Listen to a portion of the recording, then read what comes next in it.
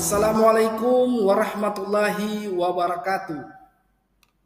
Kali ini saya akan membuat tugas refleksi intisari pemikiran Ki Hajar Dewantara. Intisari pendidikan menurut Ki Hajar Dewantara adalah pendidikan dan kebudayaan adalah satu kesatuan yang tidak dapat dipisahkan. Pendidikan adalah tempat persemaian segala benih-benih kebudayaan yang hidup dalam masyarakat kebangsaan. Inti filsafat pendidikan Ki Hajar Dewantara adalah perubahan.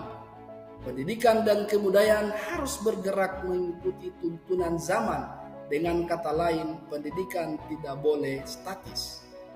Dalam mentransformasikan pendidikan, menurut Ki Hajar Dewantara memiliki 3 kerangka perubahan. Yang pertama adalah kodrat keadaan. Kodrat keadaan dapat dibagi menjadi 2, yakni kodrat alam. Kodrat alam adalah terkait dengan tempat di mana kita berada. Kemudian yang kedua, kodrat zaman dapat diartikan sebagai perubahan keadaan dari waktu ke waktu. Sebagai seorang tenaga pendidik, kita harus dapat beradaptasi dengan kodrat keadaan untuk lebih meningkatkan kapasitas diri dalam menghadapi perubahan dan perkembangan zaman di era revolusi industri 4.0.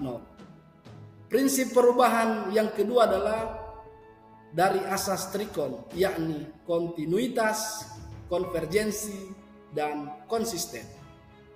Kemudian yang ketiga adalah budi pekerti. Dapat diartikan sebagai cipta adalah pikiran atau kognitif, rasa diartikan sebagai perasaan atau afektif, menghasilkan karya atau psikomotor. Pendidikan menurut Ki Hajar Dewantara harus kita lakukan seimbang. Ini akan terjadi kesempurnaan budi pekerti yang membawa kita pada kebijaksanaan. Adapun hal yang saya lakukan jika memandang diri saya sebagai salah seorang guru ialah yang pertama, memberikan contoh yang baik kepada peserta didik atau yang disebut dengan ingarso sungkulodo. Kemudian yang kedua, memberikan semangat kepada peserta didik atau yang disebut dengan ingmadya mangunkarso. Yang ketiga, memberikan dorongan kepada peserta didik agar mereka bisa mandiri atau yang disebut dengan tuturi handayani. Dalam menghadapi persaingan global di era 4.0 atau 4.0, peserta didik memiliki kecakapan berpikir kritis dalam menerima dan merespon informasi.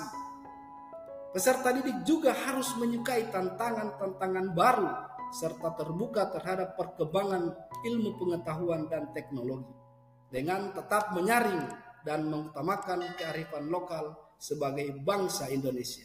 Demikian. Terima kasih. Billahi taufiq wal hidayah. Assalamualaikum warahmatullahi wabarakatuh.